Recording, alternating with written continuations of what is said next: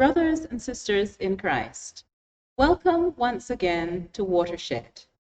We are here sharing our stories of hope and faith in God, and today we are highlighting that miracles can truly still happen when you call on Jesus' name.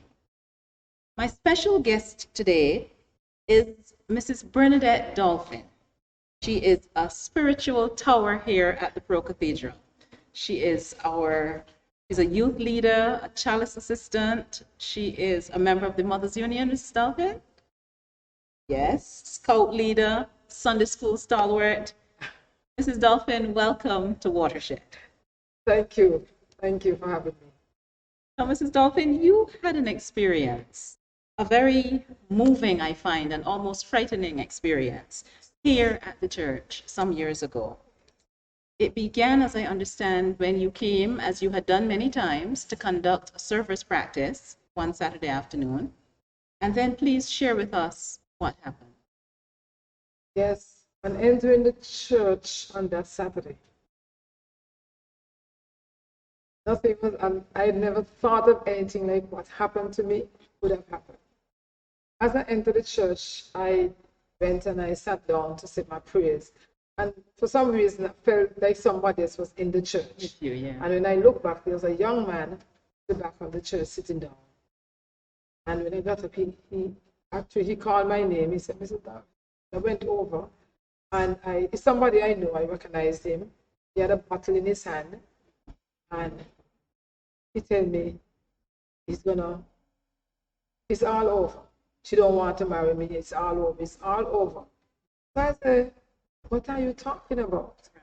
He said that his girlfriend don't want to marry him. And he asked her a few times and she said no. I said that when she's ready, she'll say yes. Maybe she's not ready. And, and after the corner again, I saw he picked up something and I saw it was like he was eating a banana. So that was the other part of it. Yes. And he told me this is his last supper or something like that. Or this is the last food, something he's going to eat and drink. His last meal. Yes. So I get a little concerned when he said last. Yes. First I thought he meant the last thing you're going to have in the church. Okay.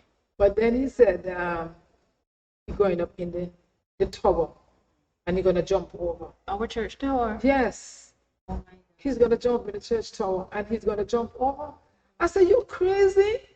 I said, no, not here today. So I said, sitting down and I have a little talk with him, then I start praying. And for some reason I forget how to pray. Because you were faced with somebody. So the Our Father prayer came to me, yes. And then after that I start talking with him and so. And the only thing I can remember saying, Lord, send somebody to help me. I can't do it alone. This is not mine. Yes. Yeah.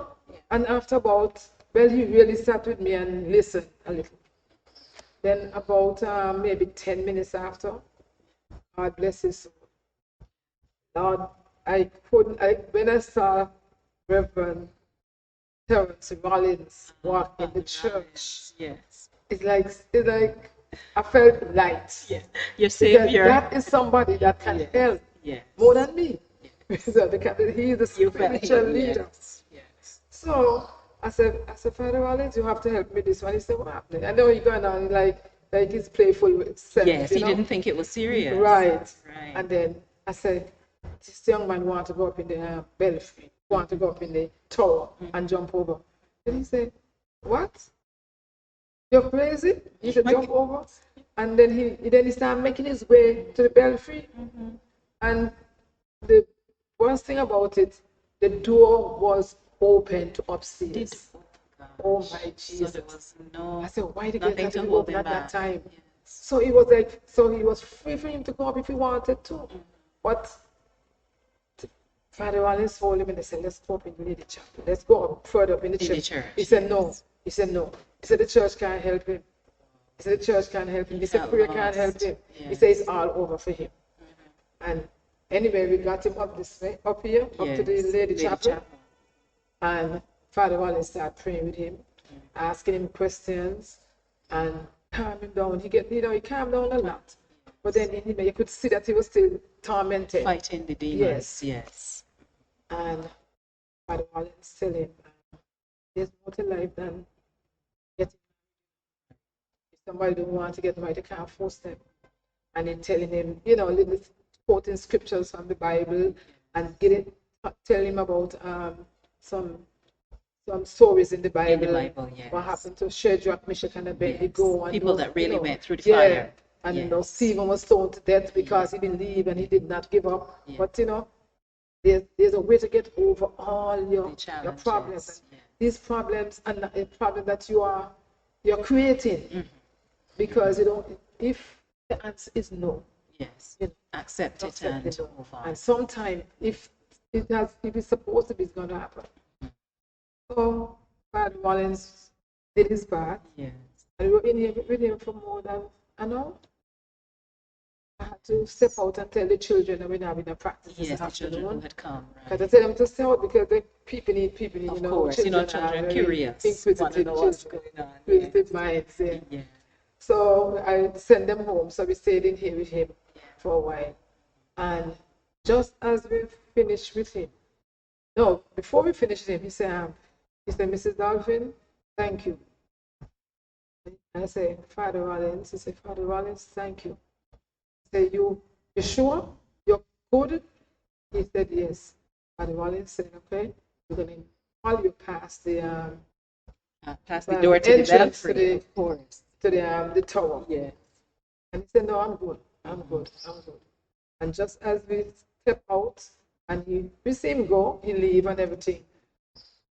Oh, it's like somebody lift 1,000 pounds off my back. Yeah. And Father Wallace said, Mrs. Dolphin, what went wrong just now? I said, everything went right. Nothing went wrong. Yes. It was supposed to happen the way it happened. Exactly. And after, we knew for a little while.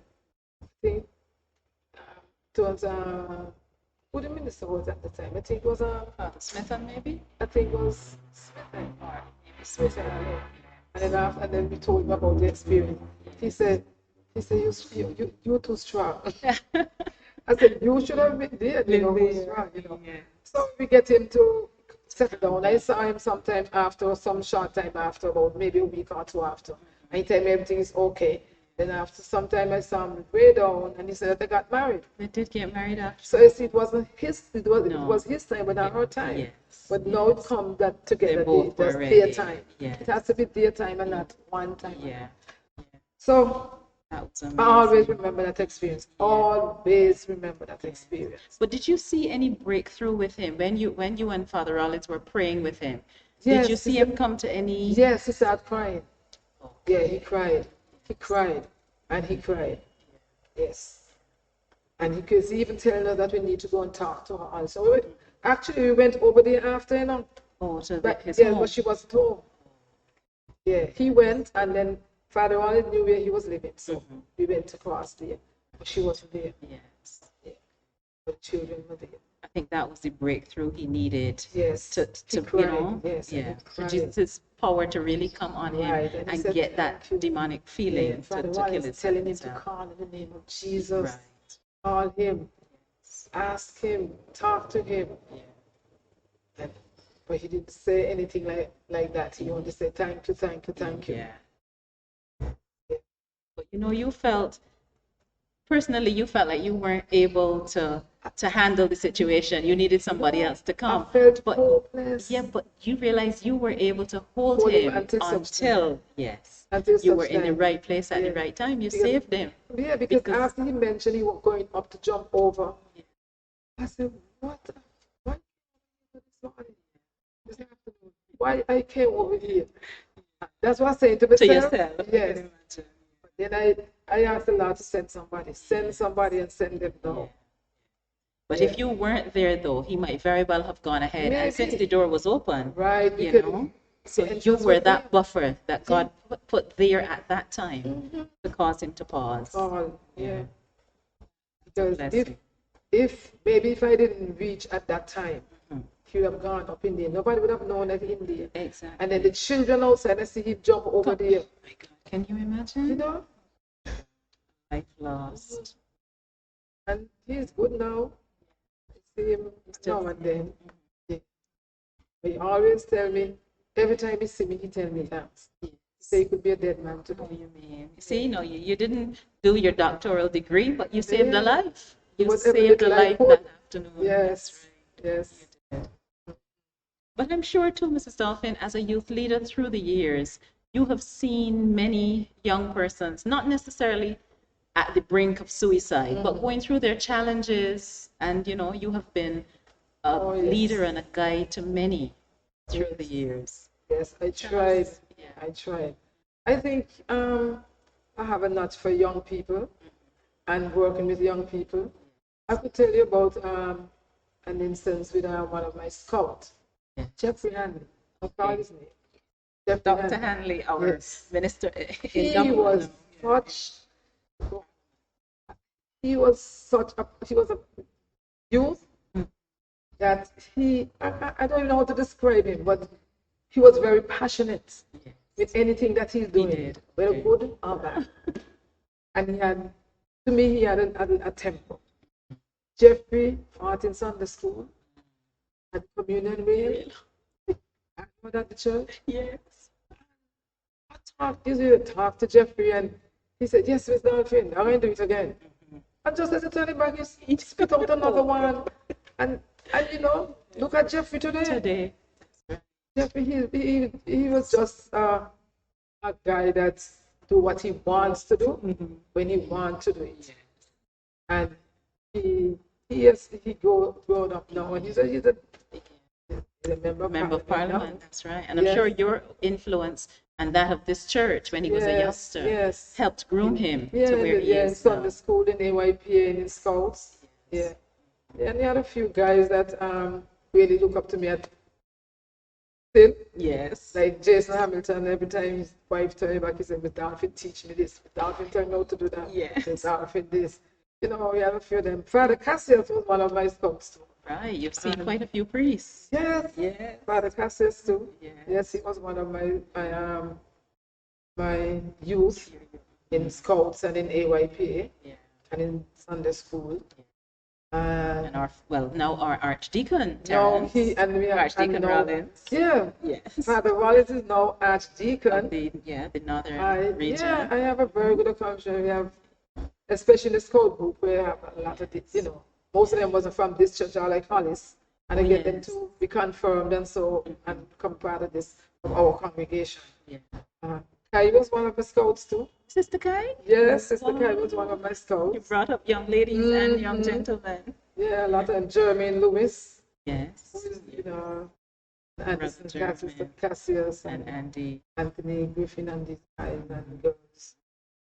Andrew Smith, and all these grew up under me. And when you see young people nowadays, Mrs. Dolphin, sort of pulling away from the church, I mean, through no fault of their own, because parenting Yes, true. is so important. But how would you see us trying to bring them back? Look at what church means in the lives of those who are successful. Yes. So how do you think we can bring our young people back? Make it interesting. Make it. It's a challenge, really. Yes. Because then the parents was part of everything. Yeah. A child could not tell the parents, "I'm not going to school today." No. You have to have a reason why you don't want to go. And parents today are asking children, "You're going to Sunday school, you're going to church today, you're going to this today." Giving them the choice. Yeah, we have to work with the parents first to get to the children.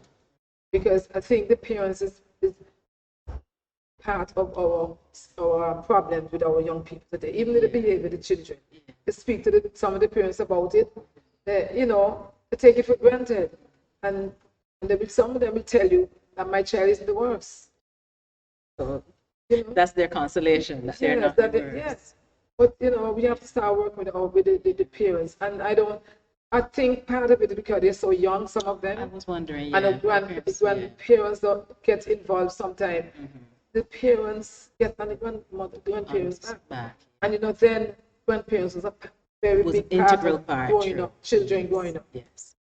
And it was that whole real strong village community sort of feeling. Yes. Because if you didn't do it, your neighbor would say, "Well, why aren't you sending your child to Sunday school?" And if you see a child doing something, I see a child in the wrong area, they go home and tell them. It doesn't mean nothing to them now, but then. Yes. I remember one of my friends, I saw her little girl one time, a certain situation coming from sports day.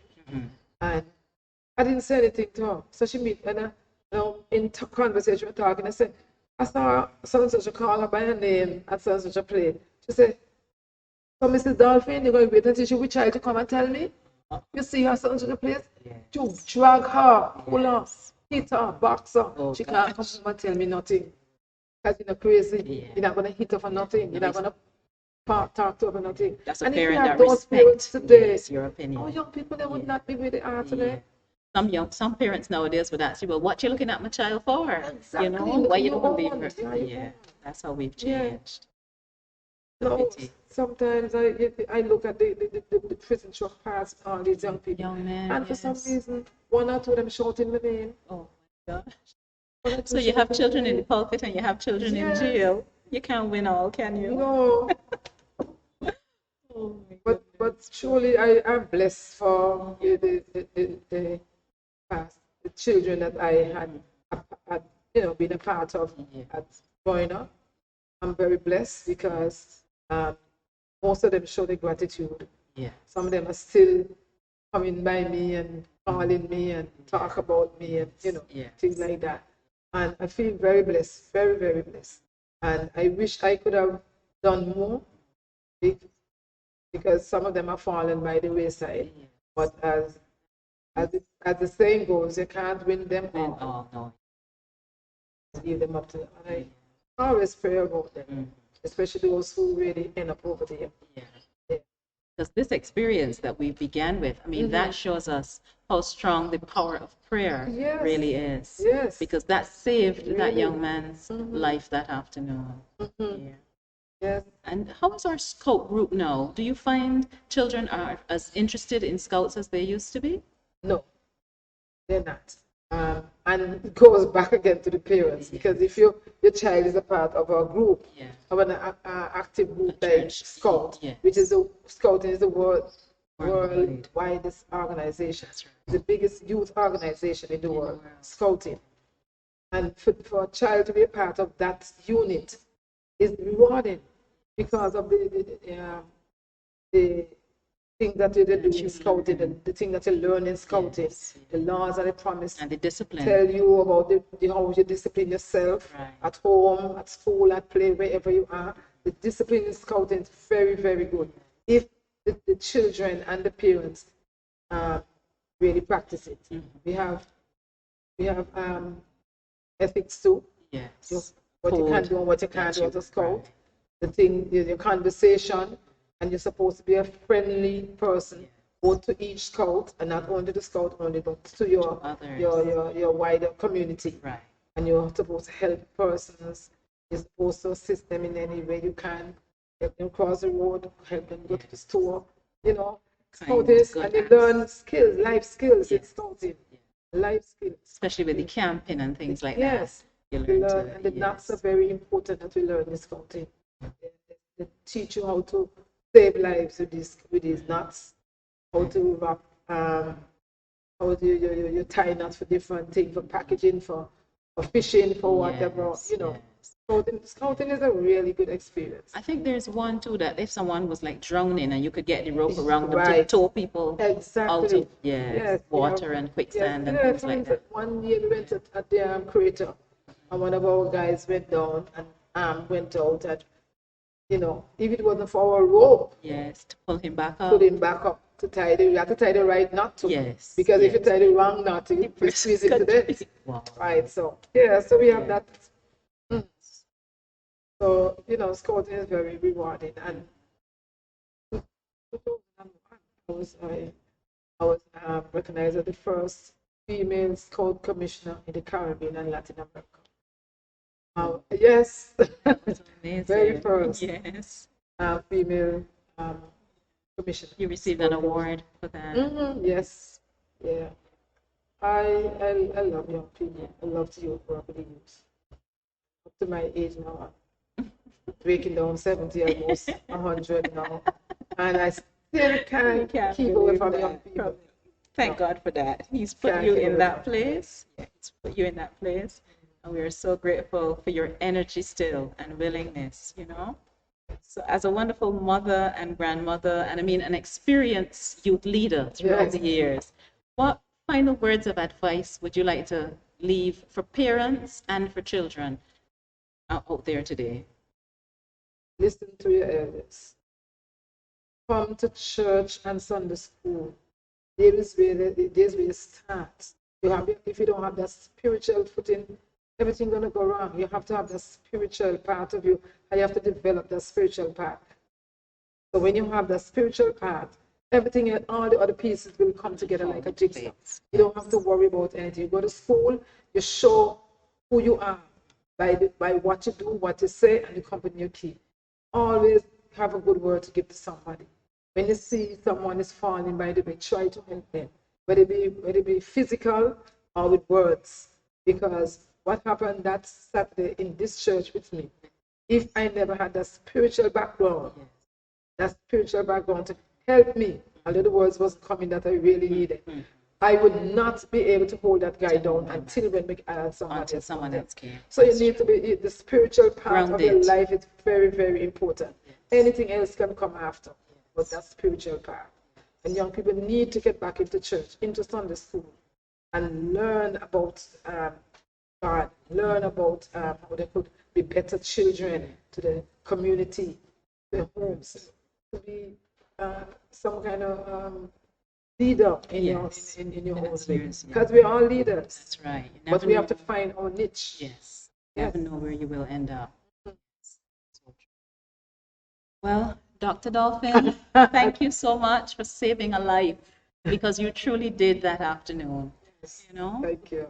Without you being right here at that point, that young man could have gone up into the tower, Yes. and God knows what would have happened after that. But you were here in the place at the right time and able to hold him back until Father Rollins came. Yeah. So we thank you so much for that act, and thank you for sharing it with us this afternoon. You're most welcome. Thank you. So family, when we see others out there, always be willing to give a listening ear, because they might not be suicidal, but they might be facing challenges in their lives, especially at these times, that have brought them to the brink, to the very edge. And you never know if your word, your smile, your act of encouragement might save a life. So thank you again to Mrs. Dolphin. Thank you, viewers, for being with us. And until we see you again with another episode of Watershed, take care.